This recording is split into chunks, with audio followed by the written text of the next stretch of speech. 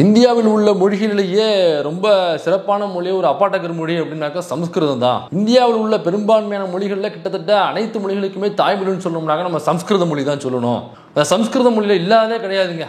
அதில் அப்படியே கொட்டி கிடக்கு. அறிவியல், டெக்னாலஜி, அது இது லொட்டு லொசுக்கு மண்ணாங்கட்டி மட்டன் எல்லாமே கொட்டி கிடக்குங்க. அதில் சமஸ்கிருதம் இருக்கிறது நமக்கு ஒரு பெரிய பெருமை தெரியுமா அப்படின்னு நம்பர் 2 அவர்கள் பேசியிருக்காப்புல. நம்பர் 1 கொஞ்ச நாளைக்கு முன்னாடி வெளிநாடு போகும்போதெல்லாம் தமிழ் மொழியிலே பேசுது அப்படின்னு ஒரு பாலியல் பொறுக்கி ஒருத்தவங்க ஒரு கல்லூரி நிகழ்ச்சியில் உட்காந்து பேசினான். பாருங்க, நம்பர் 1 வந்து எந்த நாட்டுக்கு போனாலுமே தமிழ் மொழியினுடைய சிறப்பை பற்றி பேசுகிறாப்புல. இது யாருக்காவது கிடைக்குமா? ஒரு நாட்டினுடைய பிரைம் மினிஸ்டருங்க தமிழ் மொழியை பற்றி எந்த நாட்டுக்கு போனாலும் பேசுகிறாப்புல. இப்படியாப்பட்ட பிரைம் மினிஸ்டர் நம்ம கிடைக்கிறத கொடுத்து வச்சிருக்கணும் தெரியுமா அப்படின்னு ஒரு பாலியல் பொறுக்கி ஒருத்தவங்க பேசுனா, அந்த பாலியல் பொறுக்கி இப்போ வாயை கொண்டு போய் எங்கே அடமானம் வச்சிருக்கு அப்படிங்கிறது நமக்கு தெரியல.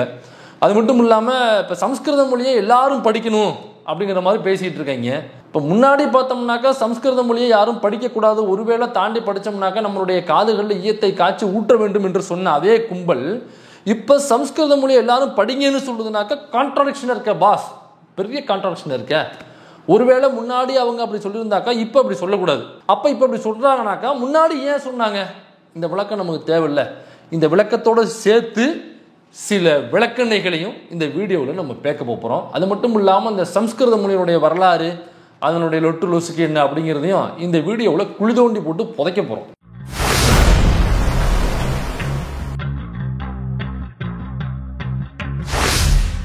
முதல்ல இந்த சமஸ்கிருத மொழியை முன்னாடி யாராவது படித்தாங்கன்னாக்கா, பார்ப்பனர் அல்லாத நம்மக்கள் யாராவது படித்தாக்கா காதில் ஈயத்தை காய்ச்சி ஊற்ற வேண்டும் என்று சொன்ன அதே கும்பல் இன்னைக்கு சமஸ்கிருத மொழி எல்லாரும் படிங்கன்ற அளவுக்கு நகர்ந்து வந்திருக்காங்களே. இந்த மும்மொழி கொள்கைன்னு பேசுறாங்கல்ல, மும்மொழி கொள்கை ஹிந்தி திணிப்பு அப்படின்னு வரும்பொழுது நம்ம ஆளுகள் எல்லோருமே ஹிந்தி திணிப்புக்கு எதிராக மட்டுமே தான் பேசிக் கொண்டிருந்தார்கள். சில பேர் வந்து அது ஹிந்தி திணிப்பு மட்டும் இல்லை, அதற்கு பின்னாடி சமஸ்கிருத திணிப்பு இருக்கு அப்படின்னு பேசினாங்க. அப்படி பேசினதுல அடியேன்னு மூர்த்தவன். பிப்ரவரி 21 அன்னைக்கு நாம் ஒரு கூட்டம் போட்டிருந்தோம். அந்த கூட்டம் அண்ணாதான் ஆளுகிறார் என்ற தலைப்பில் போட்டிருந்தோம். மரியாதைக்குரிய கல்வி அமைச்சர் அன்பில் மகேஷ் அவருடைய தலைமையில் அந்த கூட்டம் நடைபெற்றுச்சு. இந்த கருத்தரங்கம் அதில் பேசும்பொழுது இது வெறுமனே ஹிந்தி திணிப்பு மட்டுமல்ல, ஏன்னா ஒன்றிய அரசினுடைய திட்டங்கள் பெரும்பாலும் சமஸ்கிருத மொழியை தழுவியதாகவே இருக்கிறது. அதாவது இது நம்ம சாதாரணமாக ஹிந்தி திணிப்புன்னு பார்க்கக்கூடாது, இதற்கு பின்னாடி சமஸ்கிருதம் இருக்கிறது. ஹிந்தியை படிங்கன்னு சொல்லி அடுத்தது நம்முடைய தலையில இந்த சமஸ்கிருத சனியனை கட்டுறது தான் இந்த ஒன்றியத்தில் உள்ளதுங்க இந்த வேலையை பார்க்குது அப்படின்னு 21ஆம் தேதி நடந்த மீட்டிங்கில் என்னுடைய கருத்தை நான் பதிவு செய்திருக்கிறேன். உங்களுக்கு சந்தேகம் இருந்தால் நீங்கள் எடுத்து பார்த்துக்கலாம். அப்போ ஹிந்தி திணிப்புன்னு பேசினவங்க ஹிந்தியை படிங்க, ஹிந்தியில எல்லாமே இருக்கு, ஹிந்தி ஒரு அப்பாட்டக்கர் மொழி அப்படின்னு பேசின அதே நம்பர் 2 இன்னைக்கு என்ன பேசுறதுனாக்கா சமஸ்கிருதம் தான் அப்பாட்டக்கர் மொழி, சமஸ்கிருதத்தை இல்லாத அறிவியலே கிடையாது, அதுக்குள்ள எல்லாமே கொட்டி கிடக்குன்னு பேசுறாருனாக்கா ஹிந்தி திணிப்புக்கு பின்னாடி சமஸ்கிருத திணிப்பு தான் இருக்கு. ஏன்னாக்கா ஹிந்தி எல்லாரும் படிங்க, ஒரே நாடு ஒரே மொழி, ஓகே எனக்கும் ஓகே தான் பாஸ். அப்போ கோவிலுக்குள்ள அர்ச்சனை பண்ணும்போது சமஸ்கிருதத்தில் அவன் அர்ச்சனை பண்றானே, இப்போ ஒரே நாடு ஒரே மொழி எல்லாரும் ஹிந்தி படிங்கன்னா அப்போ அந்த அர்ச்சனையே ஹிந்தியிலே பண்ண சொல்லுங்க, அதை எதுக்கு சமஸ்கிருதத்தில் பண்ணுறான் அப்படின்னு அந்த கேள்வி எனக்கு நம்ம எழுப்பணும். ஏன் அன்னைக்கு நம்மளோட சமஸ்கிருதம் படித்தாக்க காதல் ஈயத்தை காய்ச்சி ஊத்துவன்னு சொல்லிட்டு இன்னைக்கு ஏன் எல்லாரும் படிக்க சொல்கிறானாக்கா, அன்னைக்கு அவன் சொல்லும் பொழுது இருந்த சட்டம் மனு தர்ம சட்டம், அன்னைக்கு அரசியலமைப்பு சட்டம் கிடையாது, அப்படி ஒன்று கிடையவே கிடையாது. அப்போ மனு தர்மம் என்பதுதான் அன்னைக்கு சட்டமாக இருந்தது. இப்போ இன்னைக்கு அரசியலமைப்பு சட்டத்தில் என்ன தவறுக்கு என்ன தண்டனை அப்படின்னு நம்மளே படித்து தெரிஞ்சுக்கலாம். எல்லாரும் படிக்கக்கூடிய மொழியில் தான் எழுதியிருக்காங்க. ஆனால் அன்னைக்கு பார்த்தீங்கன்னாக்கா அரசியலமைப்பு சட்டம் இல்லாமல் அரசியலமைப்பு சட்டத்துக்கு பதிலாக சட்டமாக இருந்தது மனு தர்ம சட்டம். மனு தர்மம் தான் சட்டமாக வச்சுருந்தாங்க. அந்த மனு தர்மத்தில் தான் யார் என்ன தவறு செய்தால் என்ன தண்டனை என்பது அதில் இருந்துச்சு. அப்போ அதுதான் அன்றைக்கு சட்டமாகவும் இருந்தது. அப்போ சட்டமாக இருக்கும் பொழுது அந்த மனு தர்மம் என்பது ஆளுக்கு ஒரு நீதி, அதுதான் மனு தர்ம நீதி. ஆளுக்கு ஒரு நீதினாக்கா இந்த சாதிக்கு இந்த தவறு செஞ்சால் இவங்களுக்கு ஒரு தண்டனை, அந்த சாதி தவறு செஞ்சாக்கா அந்த சாதிக்கு தண்டனையே இல்லை அப்படிங்கிறது தான் மனு தர்மத்தில் எழுதி வச்சிருந்தது. இதுதான் பெரியார் எதிர்த்து கேள்வி கேட்டார், இதுதான் புரட்சியாளர் அம்பேத்கர் அவர்கள் எதிர்த்து கேள்வி கேட்டாப்புல. ஃபார் எக்ஸாம்பிள் நான் உங்களுக்கு சொல்கிறேன், ராஜராஜ சோழனுடைய சமாதியை ஏண்டா கட்டல அப்படின்னு சொல்லிட்டு திமுகவை நோக்கி இங்கே ஒரு பாலியல் பொறுக்கி கேள்வி கேட்டுட்டே இருப்பான். அந்த பாலியல் பொறுக்கி ஒரு நாளாவது ராஜராஜ சோழனுடைய அண்ணன் ஆதித்த கரிகாலனை போட்டு தள்ளியது ஒரு 3% கும்பல். அப்ப ஒரு தமிழனை, ஒரு தமிழ் மன்னனை, எனக்கு ராஜராஜ சோழனை விட ராஜேந்திர சோழனை விட மிகப்பெரிய வீரன் ஆதித்த கரிகாலன் பார்த்தாக்கா அப்படியே நடுங்குவாங்க. அந்த மாதிரியான ஒரு ராஜானுபாகுவான மிகப்பெரிய வீரன் ஆதித்த கரிகாலன்.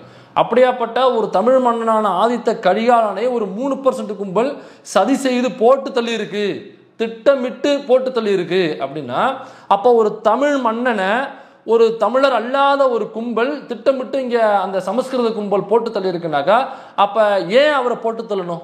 ஏன்னா அவர்களுக்கு அனுகூலமாக இருந்தால் போட்டு தள்ளுவாங்களா? இன்னைக்கு நம்ம ஐயா மோடி அவர்கள் இருக்காரு, அவர் பார்ப்பனர் கிடையாது. நிறைய இடத்துல அவரே சொல்றாப்புல, நான் ஓபிசியில் வருவோம், நான் பார்ப்பனர் கிடையாது அப்படின்னு சொல்லியிருக்காப்புல. ஆனால் பார்ப்பனர்களுக்கு அனுகூலத்துக்கு எதிராக என்னைக்காவது செயல்பட்டுருக்காப்புலையா? அப்படி செயல்பட்டாக்க அவங்களுக்கு பிரச்சனையே கிடையாது. நீங்கள் எப்போ பார்ப்பன எதிர்ப்பை நீங்கள் எதிர்த்து கேள்வி கேட்குறீங்களோ அன்னைக்கே பார்ப்பனர்கள் கட்டம் கட்டிடுவானுங்க. இந்த பார்ப்ப நீயம் உங்களை கட்டம் கட்டிடும், ஈஸியாக உங்களை போட்டு தள்ளிடுவானுங்க. இதுதான் பெரியார் காந்தி கிட்ட சொன்னார்.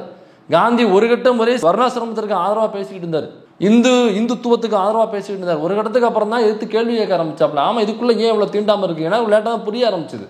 அப்போ அதுக்குள்ள இந்த இந்து மதத்துக்குள்ள ஒரு சீர்திருத்தத்தை கொண்டு வர வேண்டும் அப்படின்னு பேச ஆரம்பிச்சார்.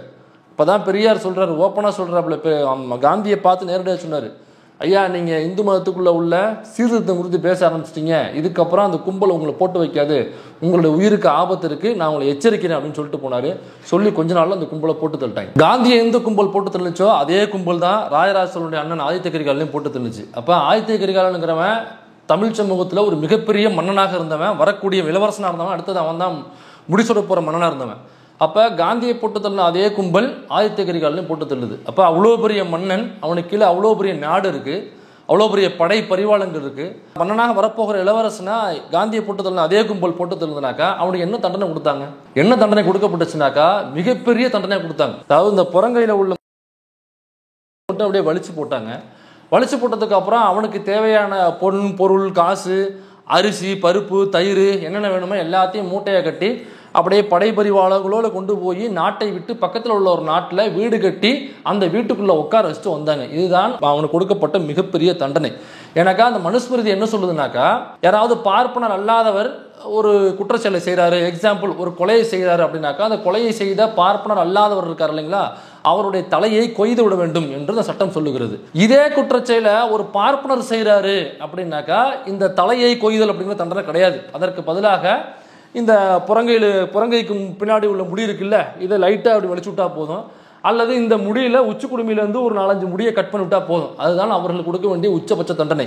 இதுவே கொல்லப்பட்டது ஒரு மன்னராக இருக்கும் பட்சத்தில், ஒரு கொன்னது ஒரு பார்ப்பனர் அப்படிங்கிற பட்சத்தில் கொஞ்சம் கூடுதல் தண்டனை என்னன்னாக்கா, இந்த மட்டும் இல்லாம அவனுக்கு தேவையான எல்லா பொருள், உணவுப் பொருட்கள் எல்லாத்தையும் சேர்த்து கட்டி படை பரிவாரங்களோட அவனை கொண்டு போய் ஊர் எல்லையில் விட்டுட்டு அங்கே பத்திரமா அந்த பக்கத்து நாட்டில் அல்லது பக்கத்து நாட்டில் உள்ள ஒரு வீட்டில் பத்திரமா அவர் உட்கார வச்சுட்டு வரணும். இதுதான் கொடுக்கப்பட்ட கூடுதல் தண்டனை மன்னரை போட்டு தள்ளும் வகையில். இப்படிதான் சட்டங்கள், மனு தர்மம் இப்படிதான் சொல்லுது. மனு தர்மத்தில் அப்படிதான் இருந்துச்சு. மனு தர்மம் தான் அப்போது சட்டமாக இருந்தது. இந்த மனு தர்மம் எழுதி வைக்கப்பட்ட மொழி என்னன்னாக்கா சமஸ்கிருதம். அப்போ இப்படி ஒரு சட்டம் தான் இந்த நாட்டை ஆளுகிறது அப்படிங்கிறது பார்ப்பனர் அல்லாத நம்ம மக்களுக்கு தெரிஞ்சுட்டாங்க. நம்ம மக்கள் தான் அதிகம். அப்போ இதே அப்புறம் சட்டமாக இருக்க முடியும்? ஒரு குற்றச்செயல், அந்த குற்றச்செயலை இப்போ நான் செஞ்சாலும் ஒன்று தான், அவன் செஞ்சாலும் ஒன்று தானே. அப்போ 2 பேரில் யார் செஞ்சாலுமே பாதிப்பு ஒன்று தான். கொலை அப்படிங்கிறதா உசுர் எடுக்கிறது தான் பாதிப்புங்கிறது. அப்போ 2 பேருக்குமே ஒரே தண்டனை தானே தரணும். அது எப்படி பார்ப்பனர் அல்லாதவன் செய்யும் பொழுது உசுர் எடுக்கணுங்கிற, தலையை வெட்டிடணுங்கிற, பார்ப்பான் அந்த கொலையை செய்யும் பொழுது அவனுடைய மசுரை மட்டும் எடுக்கணுங்கிற. அப்போ என்னுடைய உசுர் மசுருக்கு சமமா அப்படிங்கிறத பெரியார் மக்கள் மொழியில் எதிர்த்து கேள்வி கேட்டாப்புல. இதைத்தான் புரட்சியாளர் அண்ணல் அம்பேத்கர் அவர்கள் எதிர்த்து கேள்வி கேட்டாப்புல. இப்படி ஒரு சட்டமாடா அப்படின்னு கேள்வி கேட்டாப்புல. இது ஏதோ ராஜராஜ சோழன் காலத்தில் மட்டும் தான் இருந்துச்சு இந்த சட்டம் அப்படிங்கிறது கிடையாது. இந்த சட்டம் இப்போ வரைக்கும் இருக்கு. இப்போ அரசு சட்டம் வந்துருச்சு. ஆனால் அப்போ அன்னைக்கு மனு தர்மம் சட்டத்தில் சட்டமாக இருக்கும் பொழுது அன்னைக்கு நீதிமன்றம், அன்னைக்கு இருந்த நீதிமன்றங்களில் இந்த மனு தர்மத்தை வச்சு தான் தீர்ப்புகள் கொடுப்பாங்க. அப்போ இந்த மனு தர்மத்தை யார் படித்தவங்களாக இருக்க முடியும்? ஏன்னாக்கா சமஸ்கிருதத்தில் மட்டும்தான் இருக்குது. சமஸ்கிருதம் பார்ப்பனர் அல்லாதவர்கள் படிக்கக்கூடாது. அப்போ பார்ப்பனர் மட்டும்தான் படிச்சிருக்க முடியும். அப்போ நீதிபதிகளாக அப்பொழுது பார்ப்பனர் மட்டும் தான் இருந்திருக்க முடியும். அன்னைக்கு மட்டும்தானா?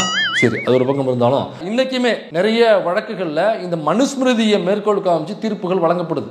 உங்களால் நம்ப முடியுதா? நீங்கள் நம்பித்தான் ஆகணும். ஆதாரம் நம்மிடம் இருக்கிறது. நான் சும்மா எக்ஸாம்பிள் 2 மட்டும் காமிக்கிறேன். 1963ஆம் ஆண்டு வந்த ஒரு தீர்ப்பு. தாழ்த்தப்பட்ட சாதியை சார்ந்த பெண்ணை யார் மனம் உடைத்தாலும் அவர் ஒருவேளை உயர் சாதியினர் இருக்கும் பொழுது அந்த ஆண் அவரும் தாழ்ந்த சாதியாக ஆகிவிடுகிறார் அப்படிங்கிற மனுஸ்மிருதியில் உள்ளது மேற்கோள் காமிச்சு 1963 வந்த தீர்ப்பு இருக்கு. இதே மாதிரி நிறைய 64 ஒரு தீர்ப்பு வந்திருக்கு. ஒரு சொத்தில் யாருக்கெல்லாம் பங்கு என்பதற்கு மனுஸ்மிருதியை மேற்கோள் காட்டியிருக்கிறார் நீதிபதி. வாரிசு இல்லாதவர்கள், சாதியிலிருந்து விலக்கி வைக்கப்பட்டவர்கள், பார்வை இல்லாமலேயே காது கேளாமலோ பிறந்தவர்கள், இவர்களுக்கு சொத்தில் பங்கு கிடையாது என்று மனுஸ்மிருதியில் இருக்கிறது. 64 மேற்கோள் காமிச்சு தீர்ப்பு வந்திருக்கு. இப்படி 1964 மட்டும் இல்லை, 53 வந்திருக்கு, 1962 இன்னொரு தீர்ப்பு, 1926 ஒரு வழக்கில் சூத்திரர்களை நீதிமன்றத்தில் பணி நியமனம் செய்யக்கூடாது என்கிற மனுஸ்மிருதியை மேற்கோள் காமிச்சு அப்போ ஒரு தீர்ப்பு வந்திருக்கு.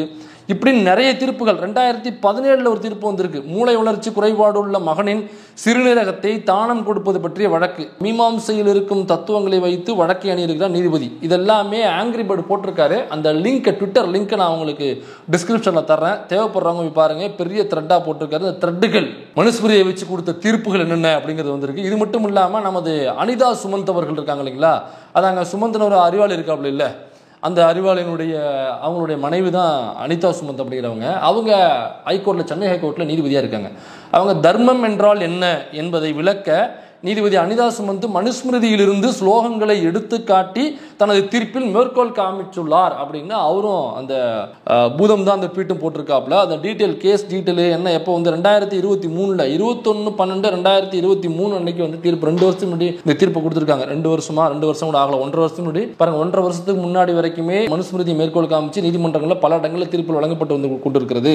அதனால தான் சொல்றோம், ராயராஜ சோழன் காலத்தில் மட்டும் இல்லை, அதற்கு முன்னாடியிலிருந்துமே இந்த மனுஸ்மிருதி அப்படிங்கிறதான் இங்க ஆட்சி நூலாக இருந்தது. அதாவது அரசமைப்பு சட்டமாக இருந்தது மனுஸ்மிருதி தான். மனுஸ்மிருதி எழுதப்பட்ட மொழிங்கிறது சமஸ்கிருதம். சமஸ்கிருதத்தை நாம படிக்க முடியாது, பாப்பா மட்டும் தான் படிக்க முடியும். அதனால தான் பார்ப்பன சமூகத்தை சேர்ந்தவர்கள் நீதிபதியாக அன்றிலிருந்து இன்று வரை அவர்களுடைய ஆதிக்கம் கோலோச்சி வருவதற்கு காரணம் இதுதான். அதனால தான் நம்மளை சமஸ்கிருதம் படிக்கக்கூடாதுன்னு சொன்னாங்க. படிச்சாக்கா நாமளும் படிச்சுட்டு நீதிபதி ஆயிரும் அப்படிங்கிறதால தான் படிக்கக்கூடாதுன்னு மொழியிலும் சொல்லியிருந்தாங்க. அப்போ முன்னாடி ஒருவேளை அந்த சட்டத்தை படிச்சுட்டு நம்ம கேள்வி கேட்டுருவோம்ல, என்னங்க தான் ஆளுக்கு ஒரு தவறு செஞ்சால் இவனுக்கு ஒரு தண்டனை அவனுக்கு ஒரு தண்டனையா? இப்போ சட்டம் இருக்குது, அரசியல் சட்டம், என்ன தவறுக்கு என்ன தண்டனைங்கிறது நமக்கு தெரியாது. லீகலாக படித்தவங்களுக்கு தெரியும், நமக்கு தெரியுமா? தெரியாது. ஒரு சில விஷயங்கள் வேணால் தெரிஞ்சிருக்கும், பெரும்பாலும் நமக்கு தெரியாது. சில தண்டனைகள் நமக்கு ஷாக்கிங்காக கூட இருக்கலாம். ஏன்னா இதுக்கு இவ்வளோ தண்டனை, அதுக்கு அவ்வளோ தண்டனைன்னு சொல்லிட்டு, ஏன்னா படிக்கிறோம் நமக்கு தெரியுதுனால கேள்வி கேட்குறோம். இதே மாதிரி அந்த மனுஸ்மிருதியும் படிக்கின்ற மொழியில் எழுதியிருந்தால், எல்லோருக்கும் புரிகின்ற மொழியில் எழுதியிருந்தால், அதை நாமளும் படித்து கேள்வி கேட்டிருப்போம்ல. அதை நம்ம கேள்வி கேட்கக்கூடாது என்பதற்காகத்தான் அவங்க சமஸ்கிருதத்தில் எழுதி வச்சு, சமஸ்கிருதம் பார்ப்பனர் மட்டும் தான் படிக்கணும், பார்ப்பனர்கள் தான் நீதிபதியாக இருக்கிறது, அவங்க தான் வந்து ராஜகுருவாக இருப்பது அப்படிங்கிறது அன்றிலிருந்து இன்று வரை இருந்து கொண்டு இருக்கிறது. சரி, இப்போ இந்த ராயராஜ சோழனுடைய சமாதி ஆண்டா கட்டலன்னு திமுக நோக்கி கேட்ட அந்த பாலியல் பொறுக்கி இருக்கான்ல, அவன் ஏன் ஆதித்த கரிகாலனை கொன்ன இந்த 3 கம்பல், நீங்கள் தானடா எங்களுடைய தமிழ் மன்னன் ஆதித்த கரிகாலனை கொன்னதுன்னு சொல்லிட்டு ஒரு நாளாவது மேற்பட்டு பேசியிருப்பானா? ஏன் பேசலை? சரி, இந்த ராயராஜ சோழன் இருக்காருல்ல, இந்த ராயராஜ சோழன் அப்படி என்ன கல்வியை மக்களுக்கு கொண்டு போய் சேர்த்துட்டாருனாக்கா இல்லை. ராயராஜ சோழன் எக்கச்சக்கமான சமஸ்கிருத பள்ளிகளை கட்டினார். தமிழ் பள்ளிகள் அல்ல, அவர் கட்டிய சமஸ்கிருத பள்ளிகள். சமஸ்கிருத பள்ளிகள் யார் படிக்க முடியும்? அதில் நிறைய ஊக்கத்தொகை படிக்கிறதுக்கு. அப்போ அதில் யார் படிப்பான்? பாப்பா மட்டும்தான் படிப்பான். அப்போ பார்ப்பனர்களை வளர்த்து விடுவது, அவர்களுக்கு தேவையான இதை செய்வது அப்படிங்கிறது தான் ராயராஜ சோழனும் செய்திருக்கிறார். ராயராஜ சோழன் மட்டும் இல்லை, அது எங்கேருந்து வந்திருக்குனாக்கா, மெக்காலே அப்படின்னு ஒருத்தர் இங்கே வந்தார். இந்த மெக்காலே யாருனாக்கா 1800களில் பிரிட்டிஷ் அவர் அனுப்புது, லண்டன்லேருந்து அனுப்புது. அவர் வந்து மிகப்பெரிய நாடாளுமன்றவாதி, அது மட்டும் இல்லாமல் மிகப்பெரிய ஒரு கல்வியாளர். அவர் அங்கேருந்து இந்தியாவுக்கு அனுப்புகிறாங்க. எப்போ அங்கே நிறைய படிக்காமல் இருக்காங்க, ஏன் என்னன்னு தெரியல, கருமம் போயிட்டு என்ன எதுன்னு ஒரு ஆய்வுகள் செஞ்சு ரிப்போர்ட்டை சப்மிட் பண்ண சொல்லி அனுப்புகிறாங்க. அவர் வந்து குறுக்கும் நெடுக்குமாக இந்தியாவில் நடக்கிறாப்புல, அங்கேயும் நடந்து இங்கே உள்ள கல்வி நிலையங்களில் பூரா போய் அலசி ஆராயிறாப்புல. அலசி ஆராய்ஞ்சு அவர் கொடுத்த ரிப்போர்ட்டில் 3 சீர்திருத்தங்களை இந்தியாவில் செய்தால் இந்தியா சிறப்பாக ஆகிவிடும், இந்தியாவை இந்தியர்களே ஆளலாம் அப்படின்னு சொல்றாப்புல. அந்த 3 சீர்திருத்தம் என்னன்னாக்கா, முதல்ல ஜாதி வேறுபாடு இல்லாத கல்வியையும் பெண்கள் உட்பட அந்த கல்வியை எல்லோரு இடத்துலையும் கொண்டு போய் சேர்க்க வேண்டும் அப்படின்னு சொல்றாப்புல. அப்ப என்னவாக இருந்திருக்குனாக்கா, 1800 அவர் வர்ற வரைக்கும் என்னவாக இருந்திருக்குனாக்கா, கல்வி என்பது ஜாதியை வைத்து மேலும் கீழுமாக குறிப்பிட்ட சாதனை மட்டுமே படிக்கக்கூடிய அளவு இருந்திருக்கு. அதனாலதான் ஜாதி வேறுபாடுகள் அற்ற கல்வி கொடுக்கணுன்றாப்புல, இன்க்ளூடிங் கேர்ள்ஸ் அப்படிங்கிறாப்புல. அப்ப பெண்களுக்கு கல்வி மறுக்கப்பட்டிருக்கு, பார்ப்பனர் அல்லாதவர்கள் கல்வி மறுக்கப்பட்டிருக்குங்கிறது மெக்காலுடைய ரிப்போர்ட் சொல்லுது. அதனாலதான் மெக்காலுக்கு எதிராக அந்த கும்பல் இன்ன வரைக்கும் வாழ கத்திட்டு இருக்கிறது. அவர் கொடுத்த 2வது சீர்திருத்தம் என்னன்னாக்கா, முதல்ல இங்க சயின்ஸு, மேக்ஸு, ஹிஸ்ட்ரி, இது 3த்தையும் இவங்களுக்கு சொல்லிக் கொடுக்கணும் அப்படின்றாப்புல. அப்போ 1800களுக்கு முன்னாடி வரைக்கும் என்னன்னாக்கா, சயின்ஸு இங்கே பாடத்திட்டத்தில் கிடையாது, ஹிஸ்ட்ரி கிடையாது, மேக்ஸு கிடையாது. அப்போ இதை கொண்டு போய் சேர்க்கணுங்கிறாப்புல. 3வது சீர்திருத்தம் என்ன சொல்கிறாப்புலனாக்கா, இங்கே வந்து பாட மொழியாக பயிற்றுவிக்கும் மொழியாக ஆங்கிலத்தை வைக்க வேண்டும், சமஸ்கிருதத்தையும் உருதுவையும் தூக்க வேண்டுங்கிறாப்புல. 1800 வரைக்கும் பயிற்று மொழியாக இருந்தது என்னன்னாக்கா சமஸ்கிருதமும் உருதுவும் தான். அப்போ உருது, நம்ம உருதுனா இஸ்லாம் மதத்தை சார்ந்த எல்லாருக்கும் உருது கற்றுக் கொடுக்கப்படும். ஆனால் இந்து மதத்தை சார்ந்த எல்லாருக்கும் சமஸ்கிருதம் கற்றுக் கொடுக்க முடியுமா? கூட முடியாது.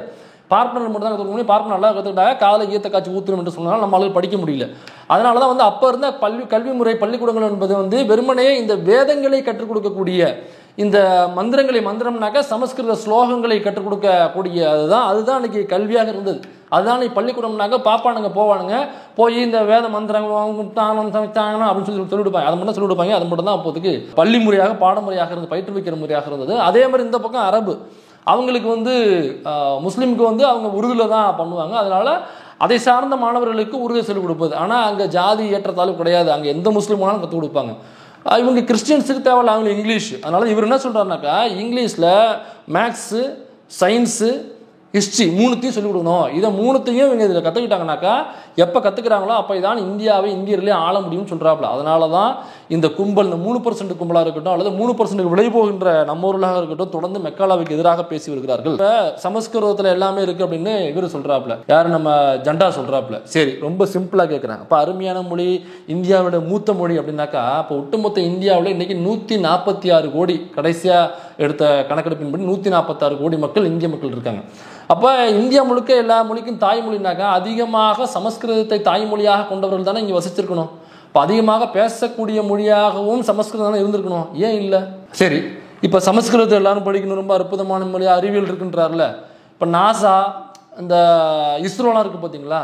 அப்போ ஒருவேளை சமஸ்கிருதத்தில் தான் அறிவியல் டெக்னாலஜிலாம் இருக்குனாக்கா, நாசா, இஸ்ரோ போன்ற இந்த விண் ஆராய்ச்சி நிறுவனங்கள்லாம் இருக்குது பார்த்தீங்களா? அப்போ அவங்க எல்லா இடத்துலையுமே இந்த சமஸ்கிருத புத்தகத்தை தானே வச்சு அவங்க படித்து அங்கே கிளாஸ் எடுத்துகிட்டு இருக்கணும். அப்படி இல்லையே. ஒருவேளை இருக்குன்னாக்கா விண்வெளி ஆராய்ச்சிக்கு சமஸ்கிருத அறிஞர்கள் அங்கே உட்காந்துருக்கணும். அப்படி இல்லையே. எல்லா அறிவியலும் சமஸ்கிருதத்தில் இருக்குது. அப்படின்னா அமித்ஷா அவர்கள் உடம்பு சரியில்லாமல் போணுச்சு, ரொம்ப கிரிட்டிக்கல் பொசிஷனில் போய் மீண்டும் வந்தவர் அமித்ஷா, நமக்கே தெரியும், கொரோனா பீரியடில். அப்போ ஐயா அமித்ஷா அவர்கள் தன்னுடைய ஆப்ரேஷன், அறிவியல் பூர்வமாக ஆப்ரேஷன் பண்ணாமல் அந்த அறிவியல் அதிகமாக இருக்கக்கூடிய சமஸ்கிருதத்தை படித்த ஏதோ ஒரு சாஸ்திரியை கூப்பிட்டு ஒரு 4 யாகத்தை பண்ணு, இது சரியாயிடும், உங்களுக்கு தான் சயின்ஸ் தெரியுமே அப்படின்னு ஒரு சாஸ்திரியை கூப்பிட்டு உட்கார வச்சு தன்னோட நோயை போக்கிக்க வேண்டியதுதானே. மோடிஜி உடம்பு சரியில்லாமல் போனாங்க, எங்கே போவார்? சாஸ்திரி கிட்ட போவாரா அல்லது அப்பல்லோக்கு போவாரா அல்லது மியாட்டுக்கு போவாரா? இப்போ வேற யாராவது பிஜேபி சார்ந்தவர்கள், ஆர்எஸ்எஸ் சார்ந்த உடம்பு சரியில்லைனாக்கா அறிவியல் சமஸ்கிருதத்தில் அதிகமாக இருக்குன்னு சமஸ்கிருதம் நல்லா படித்த சமஸ்கிருதம் அறிஞர்கிட்ட போவாங்களா?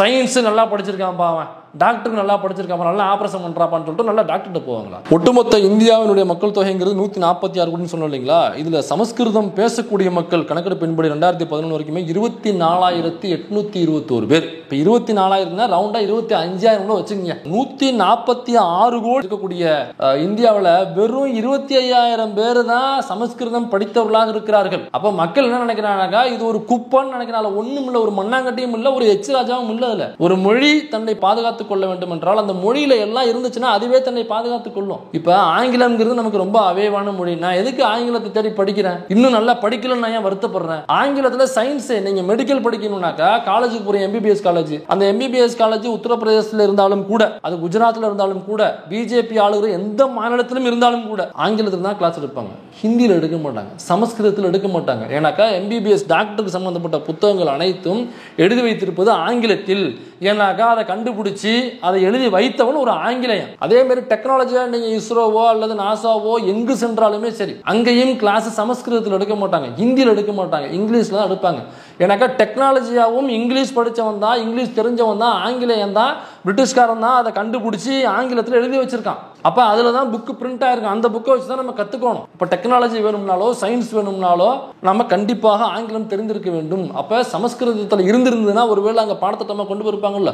இப்போ நான் வந்து இங்கிலீஷில் உட்காந்து படிச்சுட்டு இருக்கணும். அப்போ சமஸ்கிருதத்தில் ஒரு எச்ராஜாவும் இல்லை. சரி, 146 கோடியில் 25,000 பேர் தான் படிச்சிருக்கான்னு சொல்கிறாங்க. பார்ப்பனர்கள் எடுத்துங்க. ஒட்டுமொத்த இந்தியாவில் பார்ப்பனர்களுடைய எண்ணிக்கை அப்படிங்கிறது 6 மில்லியன். 6 மில்லியன்னாக்கா 6 கோடி பேருங்க. 6 கோடி பேர் அப்படின்னு கேட்காதீங்க. 146 கோடியில் வெறும் 6 கோடி பேர் தான் பார்ப்பனர்கள். பாக்கி 140 கோடி பேர் பார்ப்பனர் அல்லாத நம்மவர்கள் தான். அப்போ இது பர்சன்டேஜாக பார்த்தோம்னாக்கா வெறுமனே 5% மட்டும் தான் பார்ப்பனர்கள். லாஸ்ட் கணக்கெடுப்பில் வந்து ரிப்போர்ட் இது. இப்போ 5% தான், பாக்கி 95% மக்கள் நம்மவர்கள். அப்போ 6 கோடி பேரில் 6 கோடின்னு வச்சுங்க, 6 கோடியில் 25,000 பேர் தான் படிச்சிருக்காங்க சமஸ்கிருதம்னாக்கா, பாக்கி 5 கோடியே 75,000 பேர் பார்ப்பனர்களே அதை படிக்கலன்னு அர்த்தம். பார்ப்பனர் சமூகத்து அவங்களோட தாய்மொழி சமஸ்கிருதம் தானேங்க. அப்போ சமஸ்கிருதத்தை தாய்மொழியாக கொண்ட பார்ப்பனர்கள்லையே 5 கோடியே 75,000 பேர் வேண்டாம், வெறுமனே 25,000 பேர் தான் படிச்சிருக்கான், நான் என்ன மசத்துக்கு படிக்கணும் அப்படின்னு 4 பேர் மேடை போட்டு கேள்வி கேட்டாலாவது அவங்களுக்கு புரியுமா இல்லையாங்கிறது நமக்கு தெரியல. இருந்தாலும் கேள்வி கேட்க வேண்டியது நம்முடைய கடமை. அதனால் இதை பற்றி இன்னும் நிறைய பேசலாம். நமக்கு நேரமின்மை காரணமாக இன்னும் வேற வீடியோவில் இதை பற்றி அடுத்தடுத்து வருவாங்க. இந்த மும்மொழி கொள்கை அப்படிங்கிறதுக்கு பின்னாடி அது ஹிந்தி திணிப்பு மட்டும் இல்லை, பின்னாடி சமஸ்கிருத திணிப்பு இருக்குது. எனக்கு இந்தியாவை ஆளக்கூடியது பார்ப்பனர்கள் தான், பார்ப்பன கல்ச்சர் தான் இந்தியாவுடைய கல்ச்சர் அப்படின்னு நீங்கள் வெளிநாடுகள் போனால் மக்கள் அப்படி தான் நினச்சிக்கிட்டு இருக்காங்க. ஏன்னா வெளிநாடுகளில் ஃபஸ்ட்டு போய் வசிக்க ஆரம்பித்தது வந்து பார்ப்பனர் கும்பல் தான்.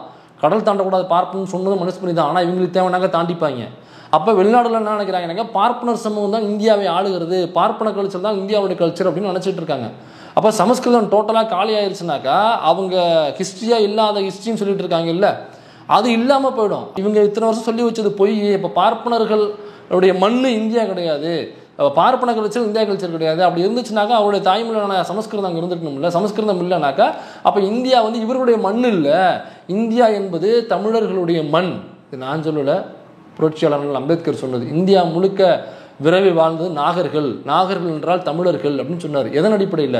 இந்தியா முழுக்க எடுக்கப்பட்ட கல்வெட்டுகள் இருக்குல்ல, அது 80% கல்வெட்டுகள் தமிழில் உள்ள கல்வெட்டுகள், பாக்கி 20% கல்வெட்டுகள் தான் சமஸ்கிருதம் உட்பட மற்ற மொழிகள். அப்போ இந்தியா முழுக்க எடுத்தது 80% தமிழில் இருக்குது அப்படின்னாக்கா அப்போ இந்தியா முழுக்க தமிழர்கள் விரவி வாழ்ந்துக்கான அர்த்தம். That's all your honour.